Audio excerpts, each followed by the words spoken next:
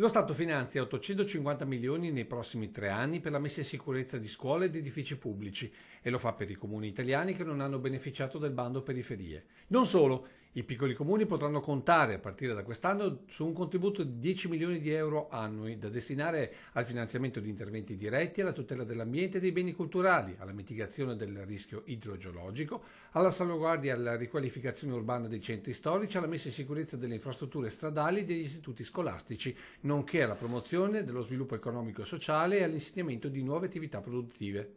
Un'ottima notizia quindi per i nostri territori? Per il sindaco di Santa Lucia decisamente no. Purtroppo il paradosso in questo Stato nemico dei comuni virtuosi è che sono stati finanziati tutti i comuni che hanno il bilancio in disavanzo, cioè chi in perdita ha preso dei soldi per mettere in sicurezza le proprie scuole, i propri edifici. Una notizia che ha fatto sussultare anche il governatore del Veneto Luca Zaia, che ha sottolineato come di questi finanziamenti non arrivi un euro ai comuni non solo del Veneto ma di tutto il nord-est. Svista sulla bozza di legge di bilancio del Ministero dell'Economia o volontà di recuperare elettoralmente zone perdute lo scorso 4 marzo? Intanto il governatore sta già sollecitando i parlamentari veneti perché questa norma non venga approvata in aula, avvallando di fatto il principio che vince chi sperpera.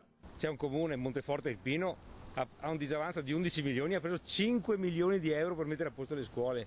Quarto, Napoli, 32 milioni di disavanzo, anche questo ha preso 3 milioni di euro. In Italia lo Stato, che è pieno di debiti, premia i comuni che hanno i debiti e castiga invece i comuni che hanno un avanzo di amministrazione, che sono in pareggio, che sono amministrati bene. Non si può andare avanti così con questa gentaglia che ci rende veramente la vita impossibile. Noi diventiamo matti a rispettare le regole, facciamo i salti mortali per far quadrare i conti, trovare le risorse, dare dei servizi, mettere in sicurezza le scuole e poi si crea il precedente che vengono premiati tutti questi comuni, tutti i comuni premiati sono in disavanzo, una roba vergognosa.